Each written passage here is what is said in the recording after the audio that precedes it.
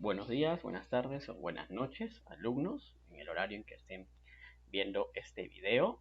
Les saluda nuevamente su profesor Luis Enrique Pérez y vamos a continuar con la segunda clase de nuestro curso de técnicas de periodismo interpretativo y de opinión.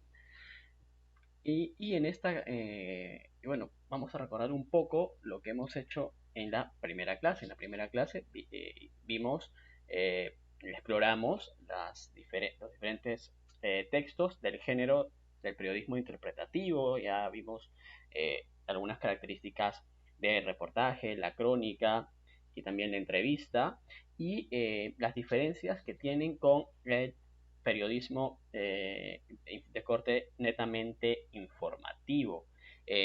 Recuerdo que en este curso el objetivo es que al final del curso elaboremos un reportaje, una investigación en pareja. Ya para esta semana deben tener todos ya su pareja para hacer el trabajo. Y en lo que vamos a ver en esta clase es también una exploración a las técnicas de la narración periodística, al proceso narrativo, la estructura y también los recursos técnicos que podemos usar para narrar un texto interpretativo, ya sea un texto de un reportaje, una crónica o una entrevista. Así que la clase de hoy es la narración periodística. El logro de la unidad ya lo conocemos, ¿no? Donde vamos a diferenciar los estilos de la redacción periodística, informativa, interpretativa y de opinión, que ya lo vimos en la primera clase.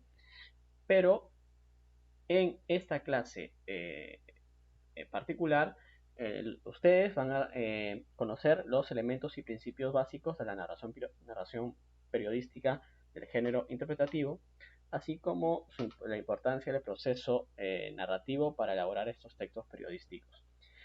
También van a identificar los criterios de la estructura narrativa y qué se expresa en cada una de las partes del cuerpo narrativo, haciendo uso de los recursos de la narración periodística.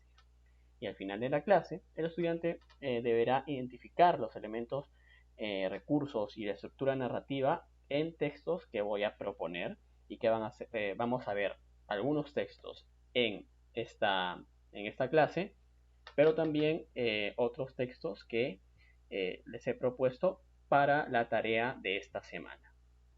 Esto les va a ser muy útil porque ustedes van a poder identificar cuáles son, qué proceso se ha utilizado, cuáles han sido los elementos de la narración que están incluidas en el reportaje, en los reportajes que les he propuesto, y van a ustedes tomar estos recursos técnicos cuando ustedes tengan que elaborar su reportaje o su texto de reportaje en el trabajo final, pero también los otros textos periodísticos del periodismo interpretativo que deberán entregar en las próximas clases, según está en el sílabo. Así que vamos a empezar, ¿no? La narración periodística. La narración es la representación lingüística, un relato oral, un relato escrito de un hecho. Eso es la narración, ya sea en la literatura o en el periodismo. Pero en el caso de nuestra profesión, posee una característica que la diferencia totalmente de la literatura, de la ficción, es que narra hechos reales. Eso es lo que tenemos que tener en claro. Y esta narración parte de elementos, porque no hay narración de un hecho sin personajes. Los personajes son quienes protagonizan los hechos. Y hay que tener en claro que lo que narramos, los hechos noticiosos, son esencialmente humanos. Incluso los hechos periodísticos o los hallazgos periodísticos que pueden ser más técnicos tienen que aterrizar a un campo de la cercanía, ¿no? Ya sabemos que ser cercano es uno de los valores de la noticia, y en el periodismo interpretativo mucho más. Hay personajes que pueden ser personajes comunes que nos encontramos siempre, o personajes que pueden ser muy destacados, que pueden ser personas, por ejemplo,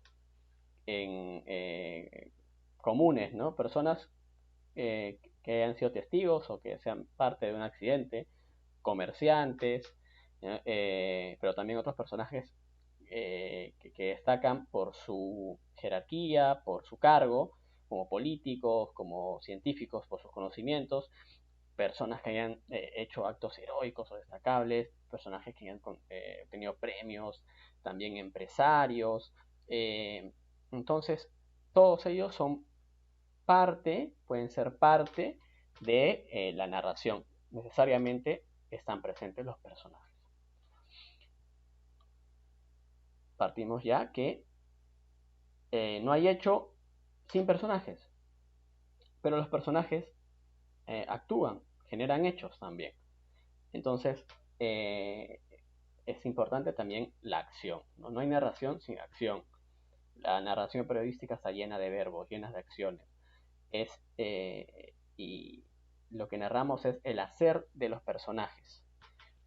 Puedes plantear un conflicto también entre estos personajes, y este conflicto, a la vez del hecho de conflicto, puede escalar, puede condicionar el comportamiento de los personajes o de las personas que están en su entorno.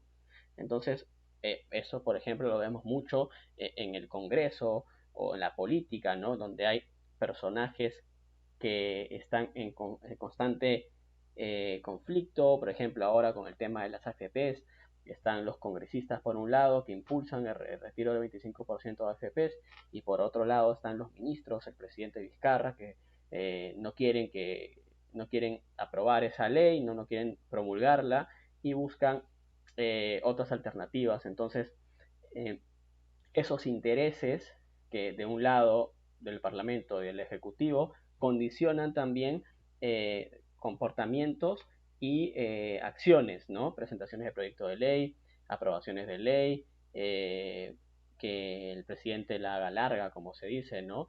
En promulgar una ley que ya ha sido aprobada, o puede ser a futuro que el presidente no apruebe, no promulgue la ley y la regrese al Congreso, y el Congreso responda con otra acción, que es la aprobación por insistencia. Entonces, todo esto, este tipo de conflictos, por ejemplo, también puede generar eh, una escalada o una secuencia de acción. El ambiente siempre está presente en el suceso, así que no parezca que no hay un ambiente, siempre existe. Eh, a veces siempre está presente en el suceso, pero no siempre está presente en la narración. ¿Ok? En el texto interpretativo siempre debe estar presente. En el texto informativo eh, no hay mucha descripción del ambiente donde se da el hecho o la declaración, pero en el texto interpretativo, en el reportaje, en la crónica, en la entrevista, siempre debe estar presente. Depende de la medida. En la crónica, como es muy descriptivo, siempre está el hecho del ambiente, la descripción del ambiente. En el reportaje también, pero a veces dependiendo de si es un reportaje de investigación, por ejemplo, no está siempre, está en menor medida. Hay otros reportajes que sí son muy descriptivos respecto al entorno. Por ejemplo, hay dos fotografías que estoy colocando en su pantalla, ¿no? Por ejemplo, vemos la vía expresa vacía. En el reportaje se podría describir eh, el cambio entre una vía expresa en un día normal, sin estado de emergencia, donde todo donde hay muchísimo movimiento de vehículos, y ahora que parece que estuviéramos en una escena de The Walking Dead, o también en una manifestación. Vemos aquí que es una manifestación por el Día contra la Violencia hacia la Mujer, y vemos un grupo de feministas que protestan, ¿no? También contra las, contra la indiferencia de autoridades, ¿no? Entonces, también se puede escribir eso, los cánticos, la forma en que están pintadas, ¿no? Las frases que ponen en sus cuerpos para llamar la atención sobre estos hechos de violencia. Entonces todo esto también debe estar presente, es muy importante que tengamos eso en cuenta en el periodismo interpretativo. Y y el ambiente, ¿no? También plantea la incorporación de la descripción de la narración. O sea, no es posible decir que solo hay un jardín. Mario Vargas Llosa no residió en el jardín de su casa, por ejemplo, en esta entrevista que vamos a ver, sino que describe dónde lo recibió Mario Vargas Llosa al periodista que lo va a entrevistar, o que lo entrevistó, perdón, del diario ABC de España. Vamos a abrir ese enlace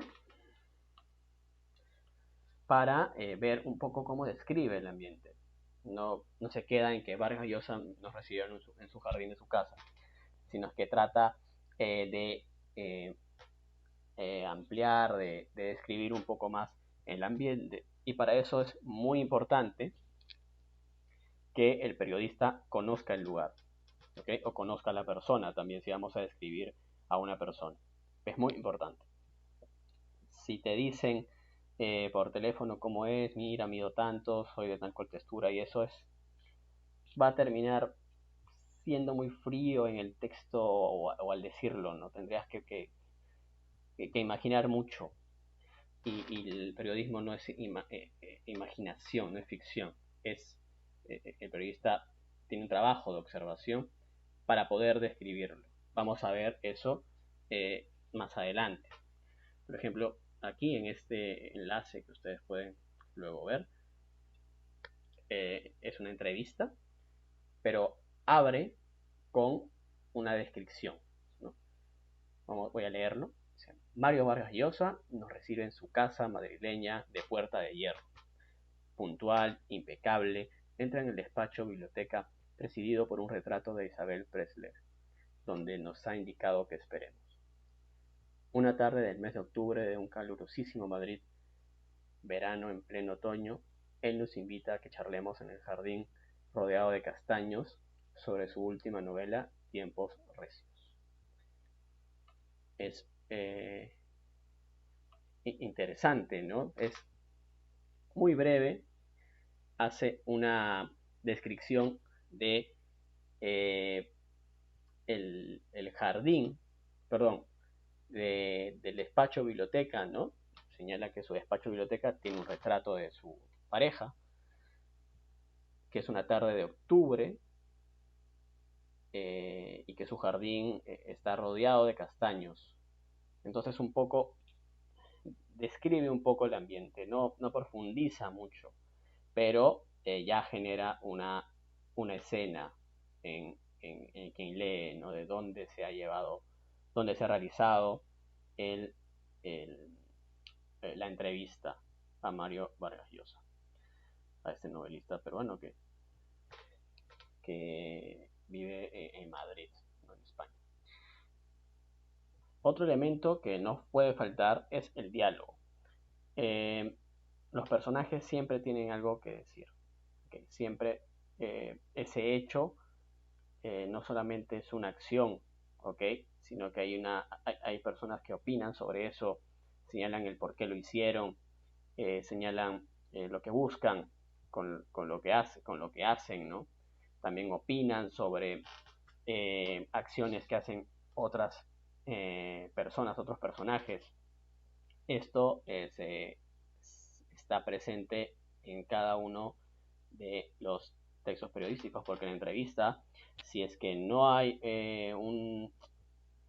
una una respuesta, una declaración del protagonista a quien, por ejemplo, se investiga, eh, se busca a un especialista o a alguien que ha investigado también sobre el tema para que emita una opinión y también se incluye. Y el diálogo no solamente es la emisión de una respuesta, ¿ok? Incluso los silencios son parte de ese diálogo, porque puede estar presente, pero si no hablo, si la persona que a quien se le descubre una irregularidad, por ejemplo, no responde, eso también es una respuesta, ¿ok? No quiere responder, se esconde, dice mucho de, de las personas, sobre todo en el tema de política o en el tema del empresariado, ¿no? Cuando hay una irregularidad. Entonces, estos son los elementos de la narración. Vamos a hacer un breve ejercicio para poder ubicarnos. Vamos a abrir esta, esta nota que realicé, este informe conjunto que realicé. Vamos a ver los primeros párrafos. Este informe se llama Entre la isla y los Andes, la odisea de peruanos y cubanos varados por el cierre de fronteras. Se lo hice hace unos días junto a una colega cubana, Glenda Bosa. Vamos a ir al primer párrafo, que es este. Dice, en un hotel de 3 estrellas ubicado en el populoso distrito de La Victoria, Convoca encontró a 4 ciudadanos cubanos que se quedaron atrapados en la capital del Perú, luego de que el gobierno anunciara el cierre de fronteras la noche del 15 de marzo para enfrentar el avance de la pandemia. Con mascarillas de protección y a la vez con una gran voracidad por contar su peripecia, nos dieron el encuentro en las afueras del hotel, a pocas cuadras del principal emporio textil de Lima, Gamarra, que aún luce vacío por la cuarentena. Por razones de sanidad pública, el hospedaje prohibió el ingreso de otras personas que no sean trabajadores o huéspedes. Entonces, aquí en estos dos párrafos ya encontramos, ya encontramos personajes, ya indicamos que son 4 ciudadanos cubanos. Encontramos también la acción, ¿no? Es que están parados, ¿no? En Lima por el cierre de las fronteras. También el ambiente, un poco, el ambiente, el hotel, que está, su ubicación, eh, también la descripción del personaje, ¿no? Que están con mascarilla de protección y que están con un gran ánimo de contar su experiencia.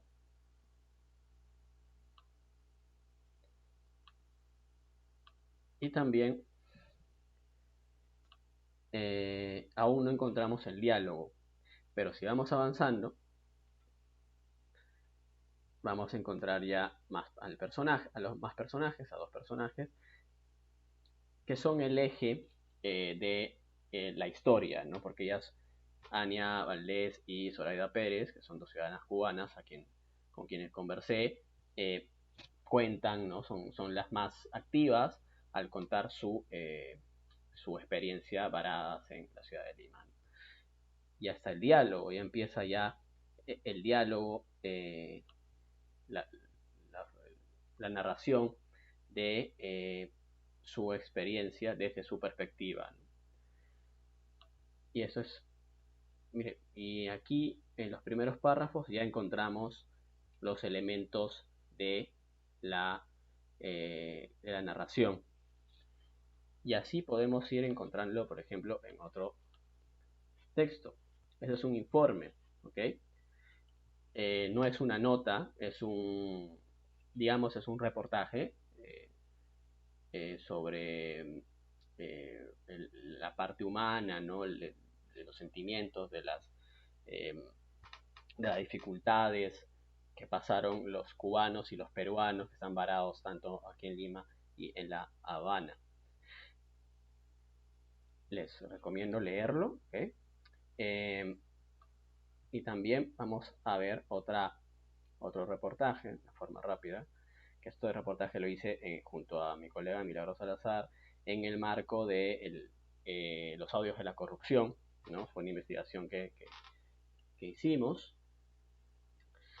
Y también hay elementos, ¿no?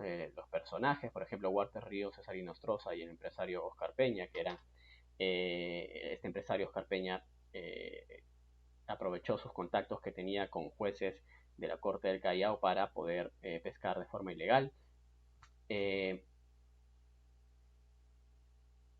También contamos el, el preámbulo, ¿no? Hacemos un contexto, porque ahí no hay un ambiente, no hay un lugar, ¿ok? No describo la corte del Callao, describo los hechos. Entonces tengo que crear el ambiente, que no necesariamente tiene que ser físico, puede también ser un ambiente de corrupción, un ambiente de irregularidades, de sospecha. Entonces eso también es necesario construirlo, ¿no? En tu texto. Aquí narro un poco los personajes que no son necesariamente los protagonistas, pero tienen un grado de relación con los jueces Walter Ríos y César Inostroza, y ellos son también los personajes de mi narración, de mi reportaje, de esta investigación. El diálogo no se encuentra hasta mucho más abajo, ¿ok? Porque los diálogos tienen que ver con los audios de la corrupción. Los audios que logré identificar en el paquete de miles de audios a los que pudimos tener acceso. Y también el diálogo también está con cuando el personaje principal, Oscar Peña, este empresario, responde a nuestras preguntas sobre los hallazgos que hemos encontrado, las irregularidades que hemos encontrado. Entonces, también esto a veces se puede encontrar en la parte superior o a veces se puede encontrar un poco más abajo, pero la idea es que con las técnicas que vamos a ver ahora mantengamos siempre el interés del lector o de quien mira tu reportaje en televisión o a través de internet. Hasta aquí la primera parte. Vamos a continuar luego con la segunda parte, que es la técnica narrativa y el proceso narrativo en el periodismo.